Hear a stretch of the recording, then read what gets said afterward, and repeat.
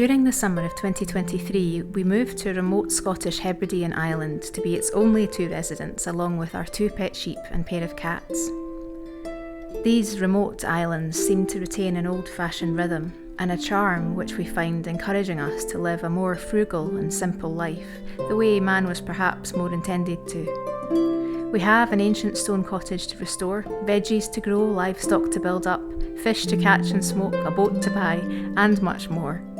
Step back in time with us at the Scottish Isle.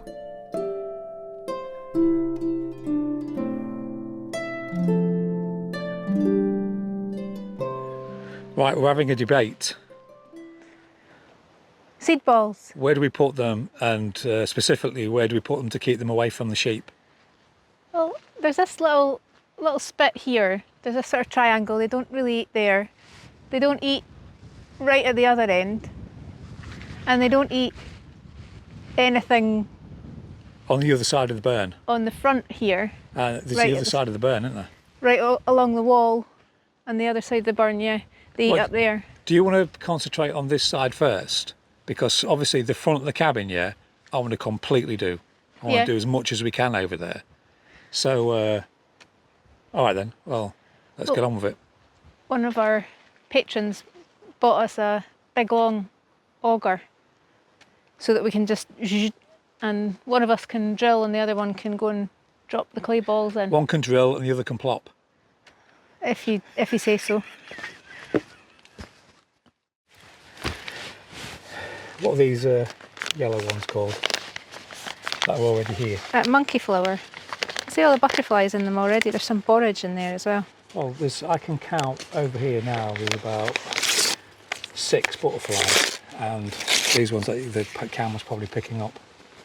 Well, It's nice watching butterflies dance around, isn't it? these are butterfly mix, bee mix and poppies. You need to drill like hands width apart. They need like 10 centimetres in between each seed ball. These seed balls are good because they're seeds in clay with like chili as well, so that like rabbits and squirrels and whatnot don't just come along and eat the seeds. Well, we don't have a rabbit problem, but we have got one red squirrel. We've seen them, one red squirrel, you hear them.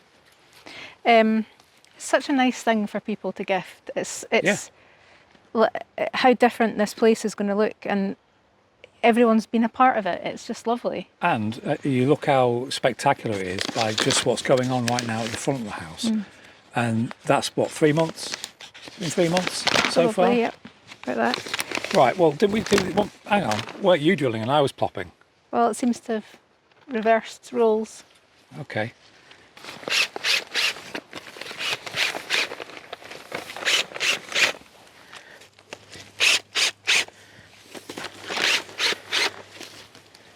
You got any augering stories? Funnily enough, no. Have we got enough seeds left? Yeah, we're down to 1,490 still to plant.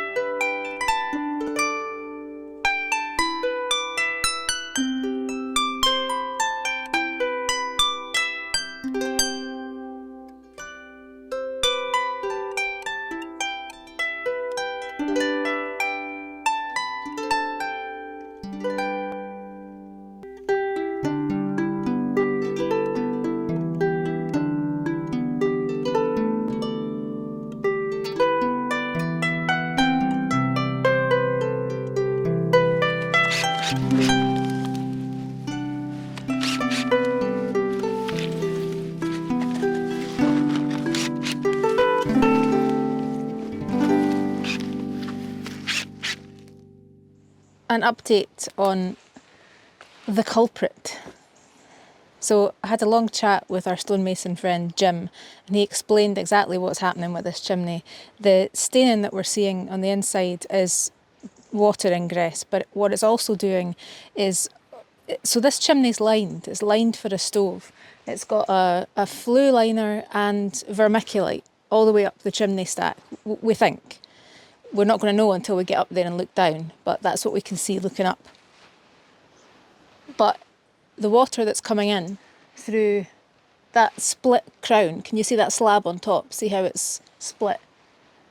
And look at the state of the render on the outside of the chimney, right? You can see that the water is going to be getting in there, all the rain's going to be getting in there, just coming all the way down the chimney, carrying all that soot, all those years of creosote build up, and it's coming out the only way it can come out, because it can't evaporate inwards because of the liner, right? So it comes out. So this is probably the reason we've also got that wee bit of staining above the door. It's probably coming that way too. The other thing is we haven't been in the attic to really look at that chimney breast. No, that's true. So we don't know. We know that it needed repointing in parts, actually in the attic space, but we haven't been in there to really have a good look at it. So the owner wants both of these chimneys lined for a stove, and that's fine. We'll do that. But first order of the day is to get this one fixed, because this is really leaking, and we can't progress with anything that we want to do in this room until that's fixed. When you say this one, you mean the one on the left? This one, yeah. Jim also would like to put a different crown on top of it, not crown, a different pot on top. He says it's not the right sort of pot for it. It needs a different pot and a rotating cowl on the very top. But I mean, yeah, it's been neglected, this chimney. It's not just an aesthetic thing, right? It's not just paint. It needs Well, the other thing is repaired. We don't know what we're going to find once we knock off all of the render that's on it. We Yeah. don't know what state of repair that chimney's going to be in until all that's off. Those cracks might be coming from the fact that it needs rebuilding. This brings us on to another subject. This might be the work of builders. This might be beyond us to fix. Oh yeah, we're going to need help. We're going to need someone like Jim to help us. Definitely, because we were all up for sitting on the apex of the roof and knocking off the render and re-rendering it ourselves. But if it comes to having to work on that slab, that crown on top, standing up, taking chimney pots off and stuff, we can't do that ourselves. So yeah, it's we're on it. It's a work in progress. The lime that we laid inside, it's not going to dry anytime soon either. It is drying, but very, very slowly because of all the water in the house, right? Hey, So 90% humidity in the house. in that room. So we can't tank the floor till that's done, and we will tank the floor immediately when that's dry enough to go over with the slurry. But it's one of the things that we found living here is that you cannot fight against the rhythm of living here. It's everything's about patience, logistics, and waiting.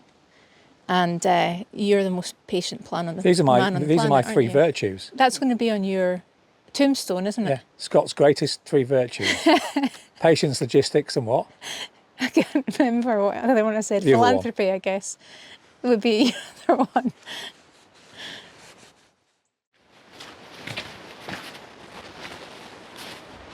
Is there anything else we need taking up there? Just the rubbish. I'm about to get a wet backside.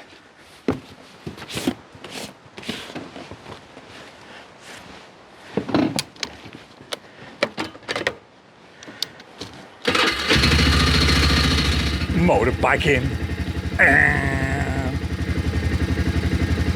Chris Spedding. Anyway, I'm going to collect the very last thing of ours that's up at the tool shed. It needs to come down. What is it? The tools. The big chest of drawers with Yeah. tools in it. Wish me luck. As you wait for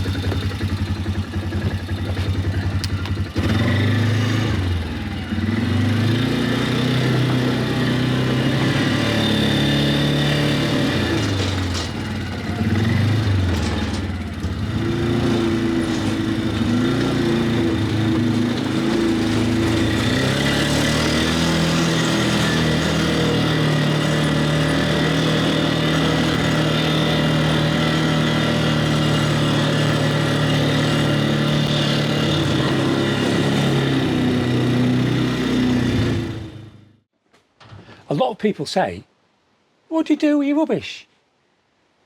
What do you do with your rubbish? Well, if you come here, we'll put it in bin liners, Yeah. put it in the back of the trailer, take it up to the bins that are on the other side of the island, well, on the mainland, and we put it in our wheelie bins. It gets taken over to the mainland and put in a wheelie bin, just like everybody else's rubbish. It's a bit more of a trick than Well, the other garden thing is gate. obviously we've got bins around here that we can put this in, because going over to the mainland is not a regular occurrence. So we have to keep it safe before we can take it all over there. You know, it's not going, what I'm saying is it's not going over there every week. It's not every day anyway. Well, no, it's not going over there every week sometimes. That's true. Right, well, let's get this. Well, I have to get the rest of this stuff. I have to get rid of this so I can actually do what I'm here to do. But note to self, don't forget the rubbish.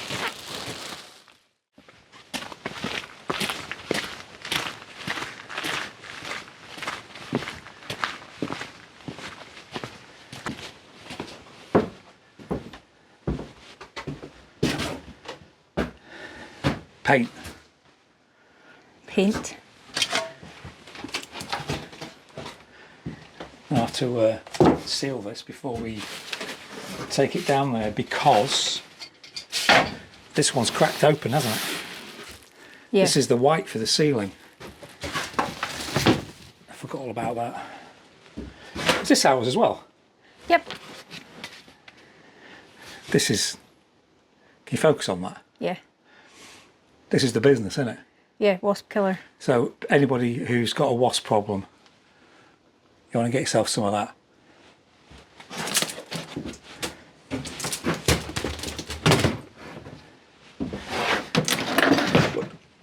Can you see the front of this? This is obviously like from our workshop back when we was in the Borders. But what I found interesting about this is all the handles have been robbed for all the bits of furniture. Yeah. 3 handles left. I don't know exactly how much is left in these.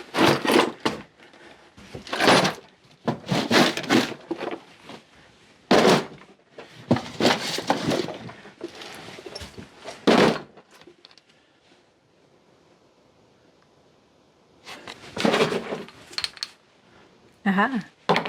Flashing. Yeah.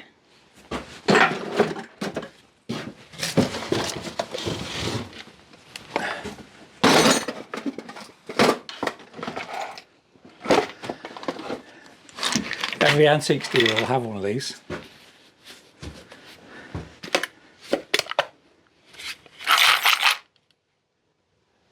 I mean, we used to have hundreds, didn't we? Yeah, we did. We used And a over lot of them. over the time, you just rob them for the bits of furniture. Yeah, they randomly fit all bits of furniture, don't they? Yep.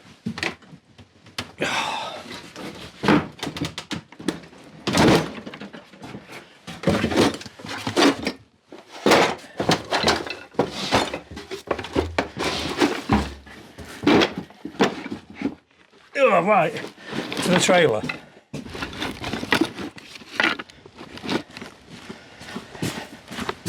I've got a midge in my ear, biting me. Seriously, I'm not joking. Oh. In my ear. Oh, they're just too big.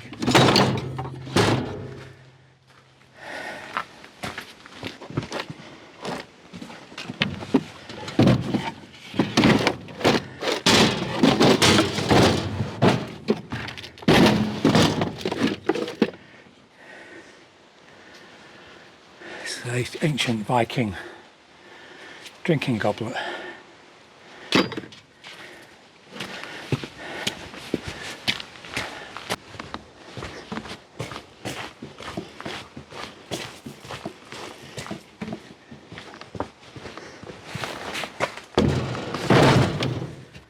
This is going to bounce out.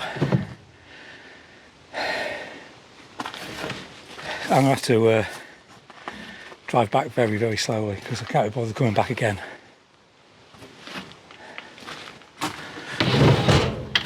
Right, I'll just get that basket and then we're off.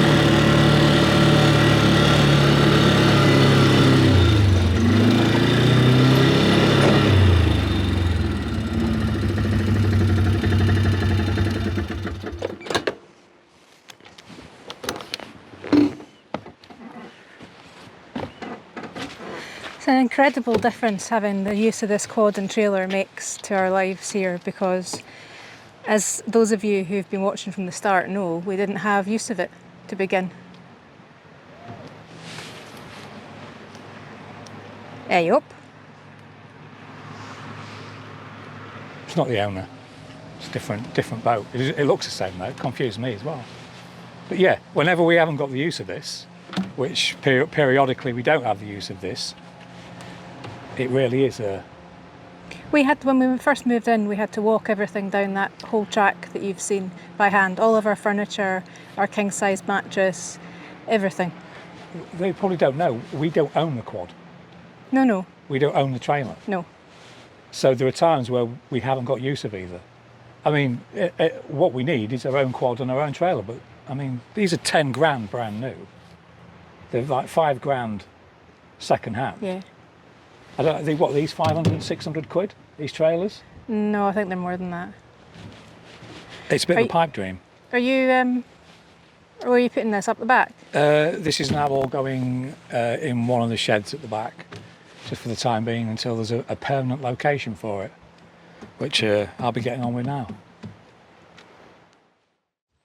Yes? Where have I just been? To come and collect the post. I've got a present for you. Who bought this present? Me. Oh, this way up. Looks very much like your knife. Oh, that's not the present. This way up. I know what it is. No, you don't. I do. Okay, guess. Seeds for a pickled onion farm. No. You'd have a neighbour before you could blink, wouldn't you? Lee would be up here like a shot. If it was Marks and Spencer's pickled onions, yes.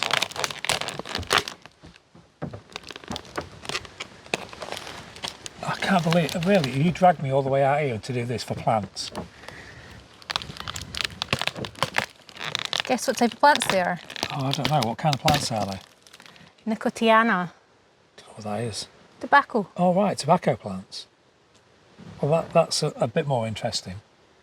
I actually did think you were going mad for a second. Bought you some tobacco plants. I'm going to plant them in my disastrous...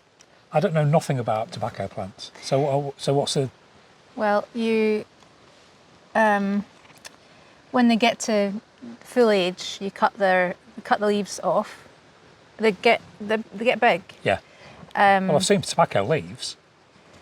You cut the leaves off and you ferment them for a couple of weeks. You lacto ferment them like you would do sauerkraut, except not so much you don't use salt or anything, but just a wee bit of water sprayed on them with lactobacillus in it.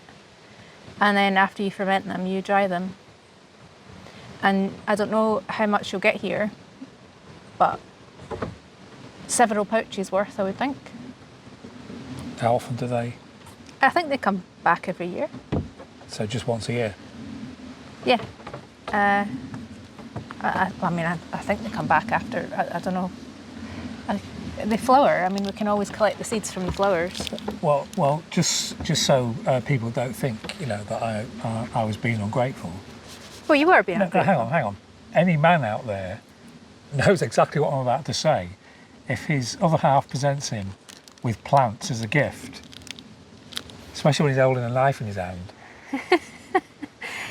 It's just like, what in the name of... So I'm going to yes. plant these. They have nice flowers. Well, And they're quite highly scented, apparently. I've got, I just buy tobacco. I don't grow it. So I have no idea about what the process is or whether it's viable. But thank you, yes, it's a good thought. And if it works, well... The Scottish Ale tobacco. I bet you need a licence to grow tobacco. No. I bet you do. Commercial, maybe, but not just a few plants for your own use. You don't know what this bloody country's like. I suppose we better check. I've got to get these in the ground quick, because it's going to pour. I just read a comment from a viewer who said that this old house is like an old lady who doesn't want to be helped, which made me laugh a lot. I completely agree with that sentiment. In fact, I'd go one further and say she's like a barmy old lady with a rotten old woolen jumper full of holes who, when you go to knit her a new one and present it to her, she says, "There's nothing wrong with the old one, it's absolutely fine." Come on, wee tobacco plants. Come and live on an island.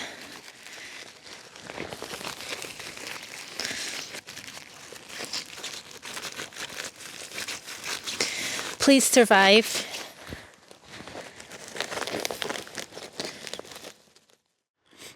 Well, I'm going that way. I'm off to see my mum. The wizard? Yeah. Parting is such sweet sorrow. Okay, if you say so. I'm going that way because I'm going to go and take the ferry, so I might film some of that. Oh, right, okay, I never knew that. Why is it whenever you go anywhere nice, you're always going on the ferry and I'm never coming with you? I like to experience these things by myself. Yeah. Sans Mr. Grumpy. I've kind of figured that out. All right, well. Do you know what somebody did the other day? What? They called me Marvin from Hitchhiker's Guide to the Galaxy. He is depressed though, not grumpy. Yeah, no. I don't sound anything like Marvin. No. I wish I did. Before you go. Yeah. This is it's Saturday today. Saturday. And you're back on Monday. Yes, when this goes out. Oh, yeah. Well, actually, no. When this goes out, you'll be back. Yeah. That's Magic weird. of TV. Weird, isn't it? Okay. Bye. Right. Well.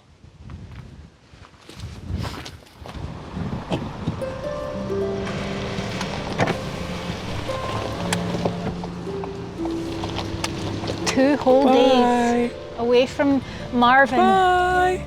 Bye, Marvin.